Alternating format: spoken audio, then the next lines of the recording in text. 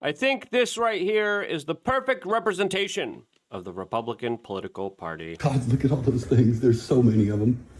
Ain't nothing last night. Jesus Christ. No, As there's a rat infestation, all of this as the war of words has just officially begun between MTG and Mike Cernovich. What in the world is going on here as Mike Cernovich came out and said, "Woman, get back into the congressional offices," and she responded in a very interesting way that I think is worth our attention. We're going to be going over the back and forth arguments that are happening right now that I think are important and indicative of this kind of divide happening amongst the right wing, a very serious divide that a lot of people believe is an existential threat to the dominance of right-wing political ideology. As Nick Fuentes has came out and had some very interesting things to say about MTG,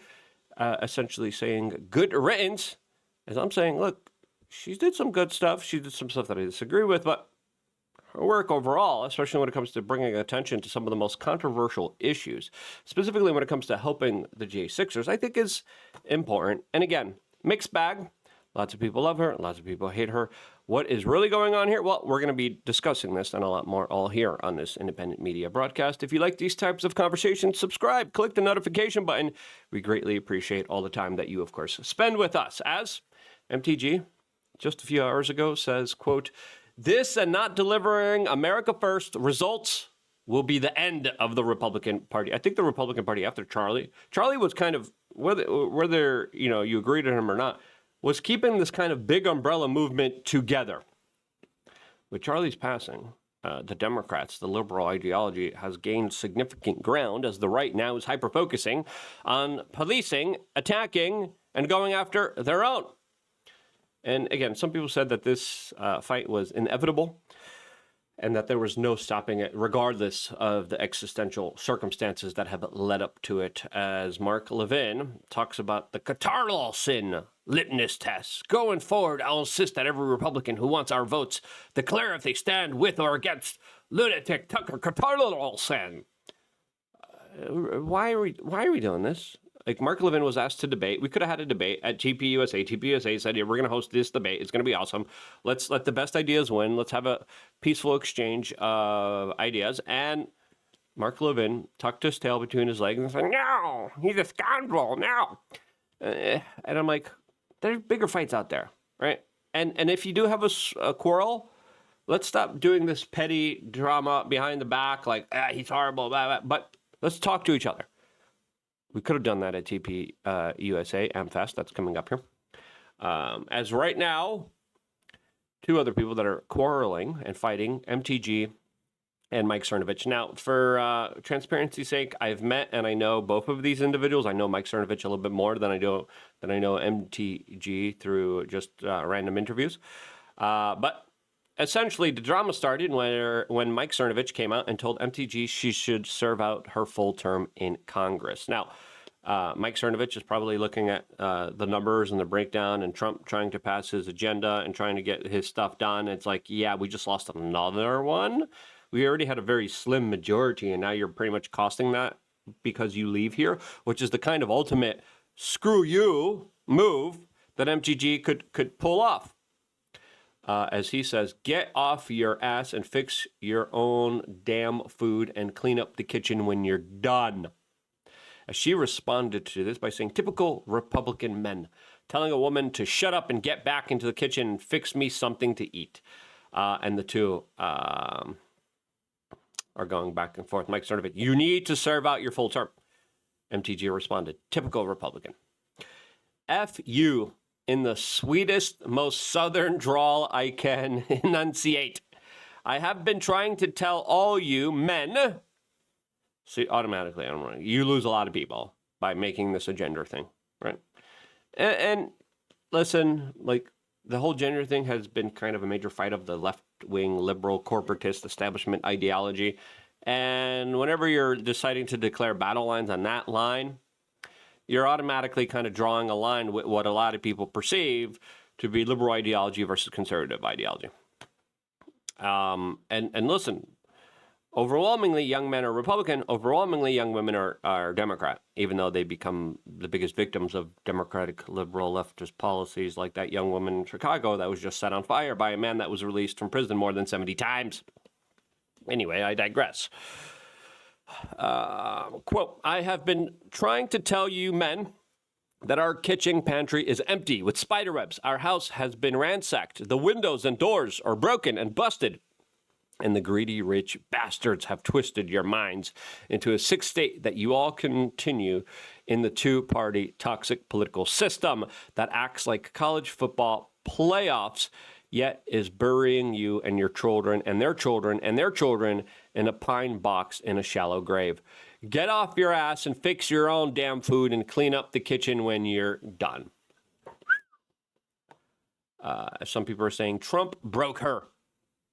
Other people are saying this is a crazy response to a very logical point here. As a lot of people are saying this is kind of emotional and impulsive here, especially making this a man to woman thing. Now, again, she retweeted this type of statement here. And again, it looks like Mike Cernovich just kind of came out and was like, hey, serve your full term. Hey, we got an agenda. We're trying to get some things passed here. Can we get some things done here? Now, the internet responding to all of this is very fascinating. Now, before talking about that and a lot more, just really quickly, we wanted to remind you to sign up to LukeUnfiltered.com. Numbers way down. It's scary what's happening there. Lots of people in alternative media are just being wiped out. Lots of people probably won't survive this winter. If you want us to survive, support us on LukeUnfiltered.com. 20 cents a day. What is it? $8 a month? It's like nothing. You can't even buy a yuppie Starbucks latte for $8 a month. But voting with your dollars, voting with your clicks. If you can't afford it, I get it. Times are tough. You could buy someone a membership. We are setting up the Discord. Discord should be up either today or tomorrow. I'm getting some of my staff on it to help me kind of moderate, to kind of create it, to send out all the invite links, and to create this new kind of awesome community on Discord where I'm going to be talking to all of the members directly. Super excited about that. And a lot more. 3 master classes with 50 plus videos each, 13 plus years of exclusive videos, very spicy merchandise. That is, you're wearing that? Yeah, we're wearing that. And again, signing up, quick, easy, simple. Your support, greatly appreciated and now needed more than ever during this YouTube AI apocalypse destruction of our perceived notions that are just being obliterated right in front of our eyes. LukeUnfiltered.com. Sign up right now. Click the link down in the description below, and I cannot thank you enough for doing so. Now, let's get back to this response here, because I think the response from her original post here is important. As Bentley Mandel says, he's just telling you to do the job you promised voters you to do. Quite the opposite, to go back into the kitchen. Someone posted this video of MTG.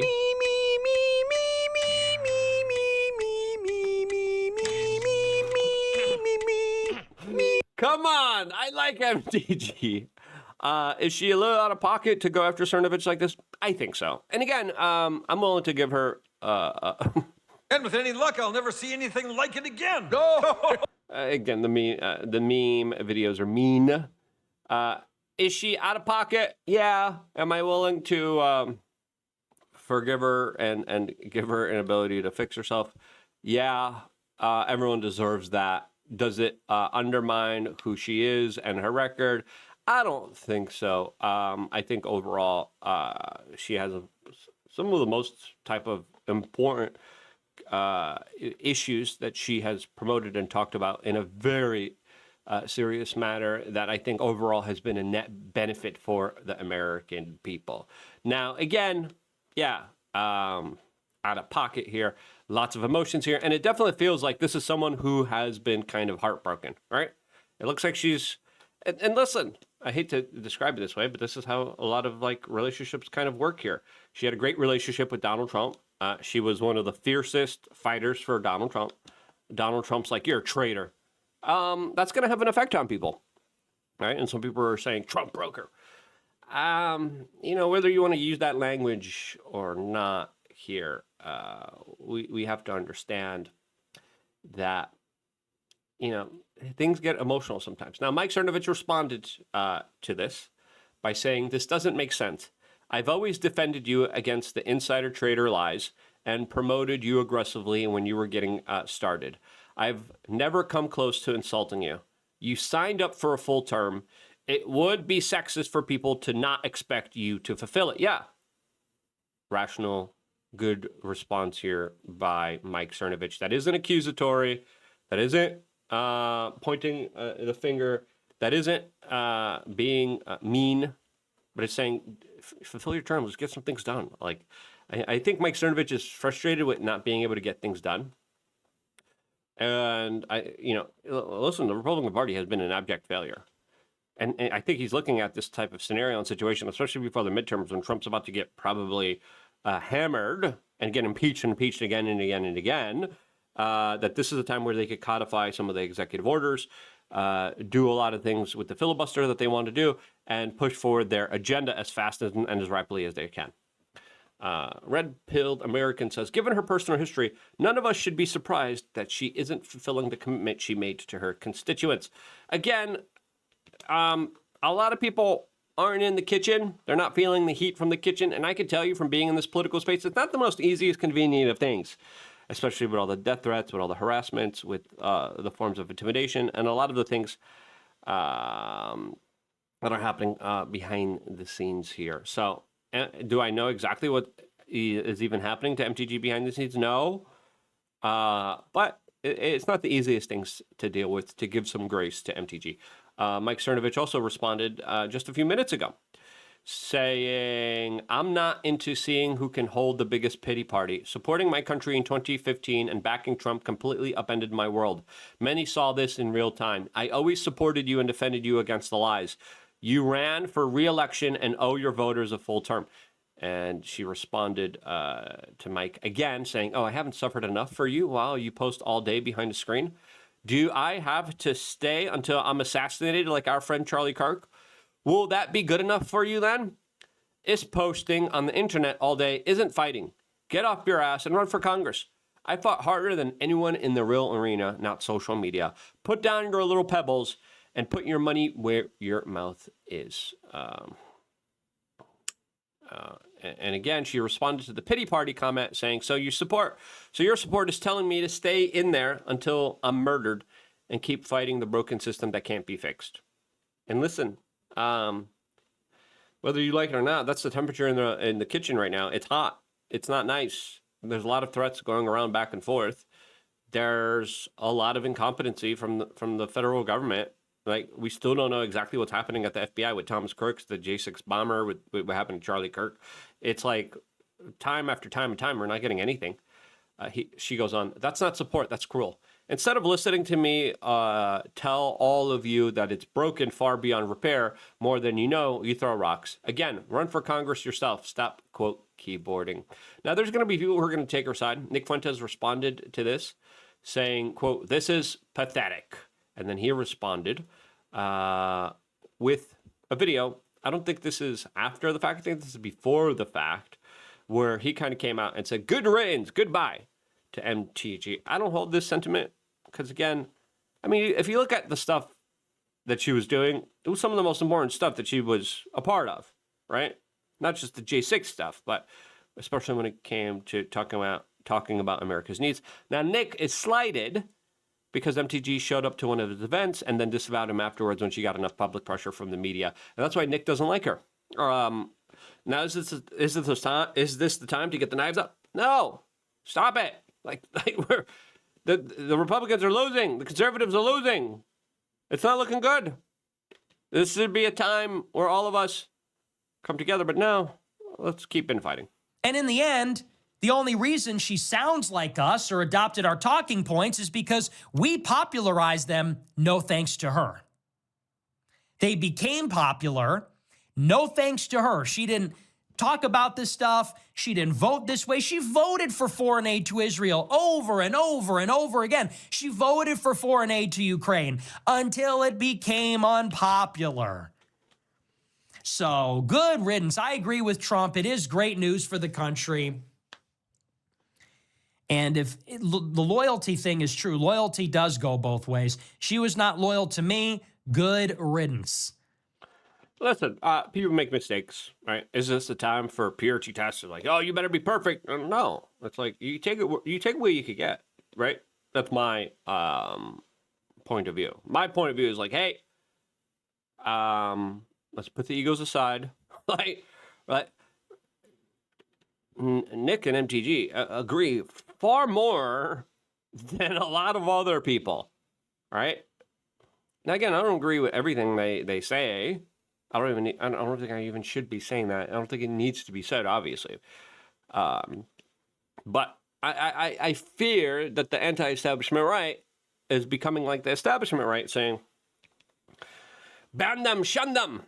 And it's like, can we have a civil discussion? Listen, so far, I don't see anything wrong with what Cernovich is saying, and I think he's acting properly here. MTG, people are going to say, how dare you say this? A little emotional. That's just the way I see it. Ian Carroll had an interesting response here saying, don't dwell on it, Marjorie. Countless Americans appreciate your sacrifice and know that there's so much that happens behind the scenes we will never know about. You were and are a warrior, and we thank you for your service to our country always. Now stay safe until you're done and go get some much-deserved rest.